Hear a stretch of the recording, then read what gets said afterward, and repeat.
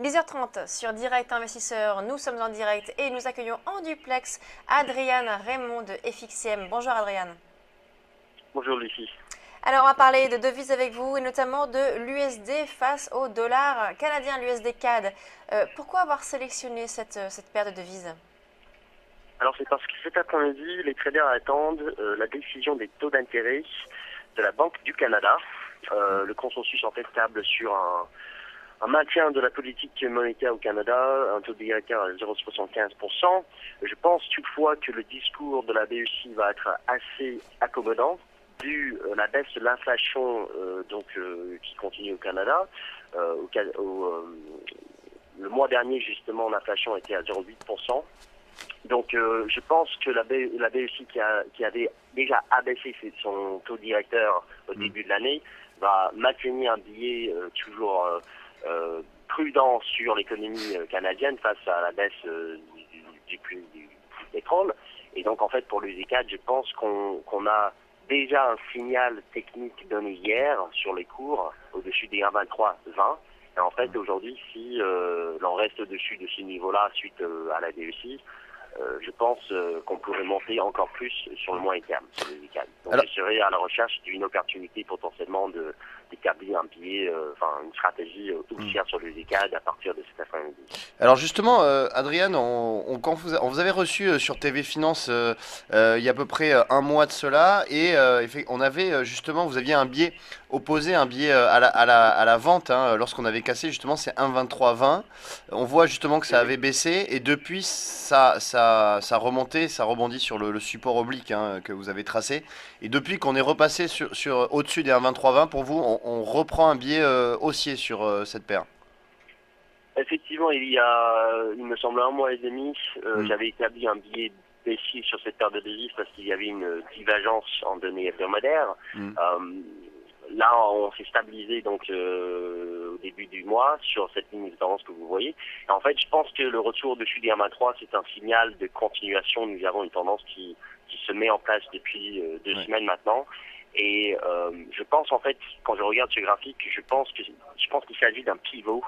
Donc c'était un support au début de l'année, une résistance donc en avril, et maintenant potentiellement un niveau support. Donc tant qu'on est au-dessus de ce niveau-là, je serai bullish sur le Z4. Donc on reprend la tendance haussière de long terme sur la paire. Je pense. D'accord.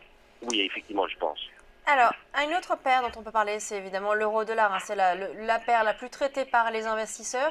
Et l'euro-dollar qui a bien baissé, on était allé toucher les 1,08. Hein, après quand même avoir touché on stagnait, hein, depuis quelques temps quand même aux alentours des 1,10, 1,11.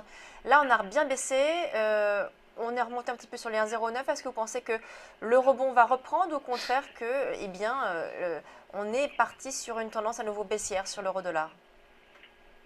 Moi, je pense que le risque aussi sur l'euro-dollar est très limité, et je pense que les rebonds représentent des opportunités de vente. Et ce depuis le retournement amorcé la semaine dernière.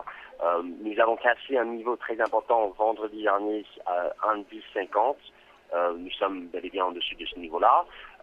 Les cours peuvent monter un peu plus, mais concrètement, je pense que les rebonds, même ce rebond ce matin, représentent des opportunités de vente. Nous avons une résistance donc immédiate à 0,930. Pour l'instant, le marché cherche une direction claire et c'est pas vraiment évident de déterminer si oui ou non on peut vendre les 0,930 donc sous ce niveau aujourd'hui. Il n'y a pas de statistiques attendues ni en zone euro ni aux États-Unis.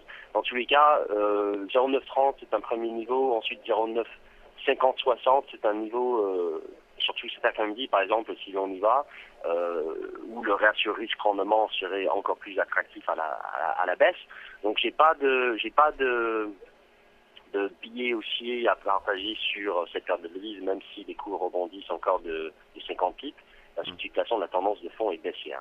D'accord, donc là, pour le coup, justement, on a bien rebondi, hein, enfin on a rebondi une cinquantaine de pips, hein, sur les plus bas, on est à 1,09 10 20 à peu près. Est-ce que selon vous, c'est un point intéressant de short là sur les cours actuels? Sous les 0,930, on peut tenter justement une première vente aujourd'hui. Voilà. pas trop de risques quand même parce que je vois pas de catalyseur à la baisse aujourd'hui. Néanmoins, voilà, le dollar US est haussier.